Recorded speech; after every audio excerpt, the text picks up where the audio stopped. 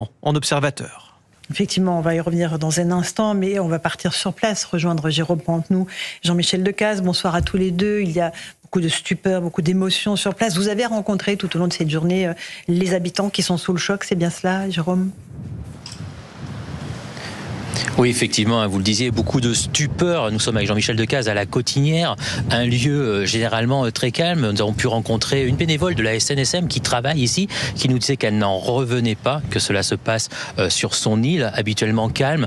Des retraités aussi qui se promenaient nous ont expliqué que d'habitude ici, c'est un havre de paix. Alors, on ne se voile pas les yeux, nous disons, effectivement, on sait qu'il y a de la violence partout, que ça peut arriver à tout moment, à tout endroit, mais jamais on n'aurait pu penser que ça arriverait ici. Ces 35 minutes de course-poursuite, de déambulation où il a fauché 5 personnes, ils n'en reviennent pas. J'ai pu croiser un pêcheur juste avant qui sortait de son bateau, qui me disait c'est fou que ça arrive ici. Je pense, en regardant les images de la voiture, que je l'ai croisé hier à Intermarché en faisant mes courses.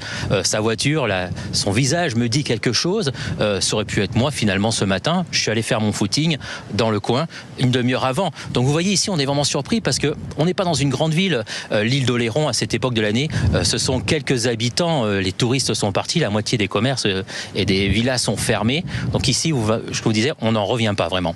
Merci beaucoup Jérôme Pantenou, Jean-Michel Decaze. C'est vrai que ce que vous nous dites rend la thèse d'un acte terroriste incompréhensible. On est en saison basse, on a un homme qui prend sa voiture, qui pendant 35 minutes, un périple de 35 minutes, Gauthier Lebret, et qui va percuter comme ça volontairement 5 personnes. C'est absolument hors norme en fait. Oui, le parquet national antiterroriste n'est pas saisi, il est en observation, mais ce qui est sûr, c'est que cet homme, s'il n'est pas considéré comme terroriste, il a réussi à semer la terreur à l'île d'Oléron. Vous avez un homme qui crie à la Akbar, vous avez un homme qui prend des bonbonnes de gaz dans son coffre et qui met le feu à l'avant de sa voiture. Il peut échanger avec les différents journalistes police-justice de CNews et d'Europe 1. S'il avait mis le feu au coffre de la voiture où se trouvaient les bonbonnes de gaz, on aurait pu être sur un drame encore plus important. Donc cet homme a semé la terreur dans les rues de l'île d'Oléron, et ce qu'on retient, et le commentaire qu'on peut en faire, me semble-t-il, c'est l'ensauvagement de la société, l'insécurité qui est partout. Nous avons débuté la semaine, Laurence, en parlant du jeune Mathis, en montrant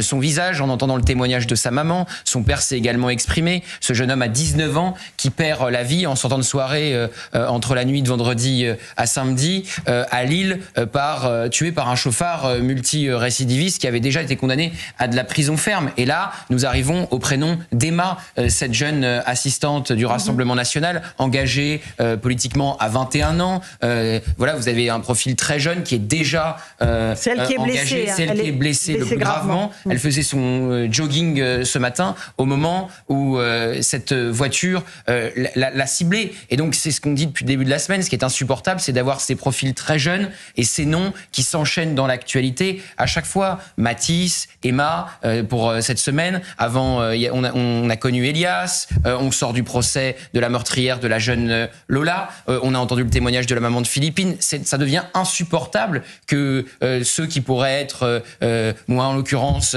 ma petite sœur, mon petit frère, se retrouvent tués ou à l'hôpital en urgence absolue. C'est ce climat dans lequel on est, où même à l'île d'Oléron, on n'est pas en sécurité. Quand j'ai vu qu'on avait crié Allah Akbar à l'île d'Oléron, voilà, on pouvait ne pas le croire il y a encore quelques années. Maintenant, c'est partout. C'est partout, c'est tout le temps. Donc, Christophe Couvi, vous êtes policier. Il y a beaucoup de choses qui interpellent, en fait, parce que cet homme n'a pas le profil d'un djihadiste.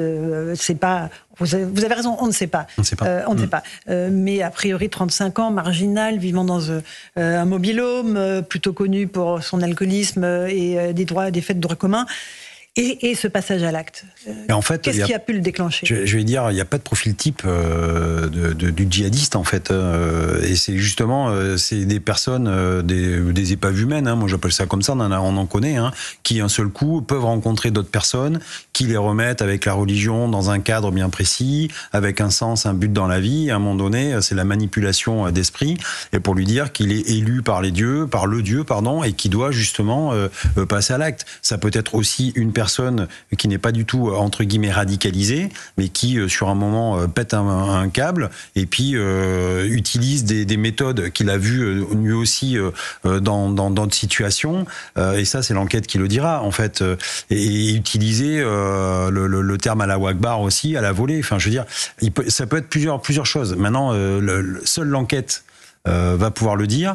Ce qui est sidérant, effectivement, c'est cet état, j'allais dire, ça se passe dans un endroit tranquille où il y a il y a 20 000 habitants à peu près sur l'île d'Oléron. Les touristes sont partis, donc là tout le monde se connaît plus ou moins. C'est la tranquillité, enfin la nature reprend ses droits, et d'un seul coup on est touché dans notre quotidien par l'horreur, en fait. Et on s'y attend pas. On se dit qu'on est dans un endroit protégé où il se passe rien. Il n'y a pas de délinquance. À 8h du matin. À 8h du matin. Alors les délinquants, entre guillemets, on les connaît. Et d'ailleurs, cette personne-là était connue des gendarmes. Parce que c'est souvent les mêmes qu'on revoit, souvent, qui embêtent les voisins, le voisinage, les personnes. Et on sait pas quoi en faire de ces personnes-là. Jusqu'au moment, et on sait, parce que quand les langues se délient quand on mène les enquêtes, tout le monde dit, oui, mais un jour ou l'autre, de toute façon, tout le monde savait qu'il allait passer à l'acte, parce que c'était quelqu'un qui avait violent, il avait un fusil, il avait ci, il avait ça. Et en fait, quand ça passe à l'acte, là, voilà, les langues se délient. On dit, voilà, pourquoi l'État n'a rien fait. Bon, en fait, on est dans un État de droit, on est en démocratie, et c'est toute la difficulté entre interpeller et sécuriser quelqu'un en amont d'un passage à l'acte. Parce que tant qu'il n'a pas enfreint la loi, on ne peut pas... il n'y a pas d'arrestation arbitraire. Avant les actes. André Valigny, vous êtes avocat, ancien ministre. On voit que les autorités sont très prudentes. Laurent Nunez a été très prudent lorsqu'il s'est exprimé. On entendra peut-être à nouveau le ministre de l'Intérieur dans un instant. L'individu n'était pas connu des services de renseignement au titre de la radicalisation. Néanmoins, il crie Allahu Akbar et l'enquête se poursuit. Oui, d'ailleurs, on verra, à mon avis, assez tôt demain ce qu'il en est de l'enquête, parce que je pense qu'en ce moment, les enquêteurs, je parle sous le contrôle de Jean-Christophe Couvi, ils analysent son téléphone, ses communications, son ordinateur, son voisinage, pour savoir s'il y avait des signes de radicalisation. Il y avait des signes, en tout cas, de marginalisation, ça c'est sûr, et je suis d'accord avec Jean-Christophe Couvi quand il dit qu'on connaît ces gens-là. Moi, je vois en province, là où j'habite, j'ai été maire pendant longtemps, on sait bien qu'un jour ou l'autre, un drame peut se produire, mais on ne sait pas que faire, parce que tant qu'ils n'ont rien commis, on ne peut rien faire, évidemment.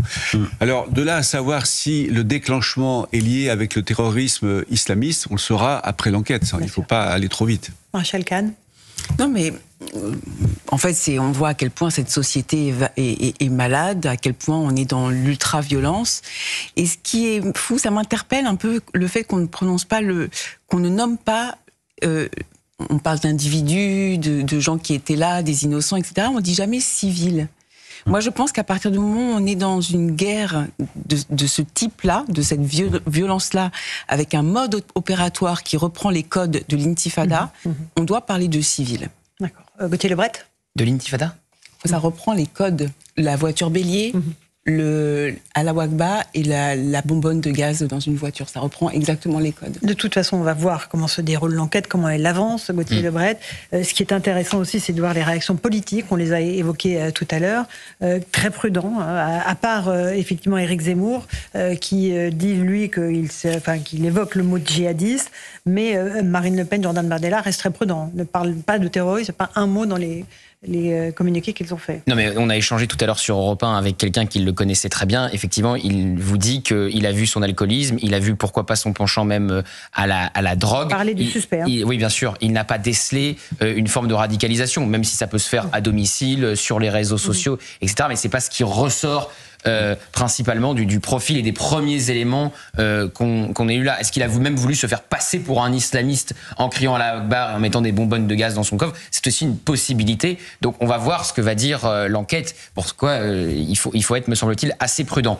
Sur Laurent Nunez, parce qu'effectivement, il l'a été, mais alors là, il l'est même, à mon avis, de trop. C'est-à-dire qu'il n'est pas capable de prononcer Allah Akbar. Il dit que le cri a été prononcé. On ne parle pas du cri de Munch, on ne parle pas d'un cri comme un autre. On parle d'un slogan islamiste qu'utilisent les terroristes depuis de nombreuses années pour tuer dans notre pays. Et le fait même qu'il ne prononce pas ce terme d'Allah Akbar, pour moi, en dit énormément. Et je vais même ajouter que si Bruno Retailleau était encore ministre de l'Intérieur, il aurait élargi le débat et il aurait dit l'ensauvagement, dont il parle d'ailleurs cette semaine dans les colonnes du JD News, et partout en France. Il y a un véritable problème d'insécurité qui gangrène le pays. Et c'est pas le discours que tient Laurent Nunez. Alors, on va me répondre, oui, parce que Laurent Nunez, il est très technique, il est ancien préfet, c'est vrai, mais il est aussi un homme de gauche. Et donc, ça fait longtemps qu'on n'avait pas eu un homme de gauche, place Beauvau. nouveau au ministère de l'Intérieur. Et c'est là que vous pouvez avoir des réactions différentes.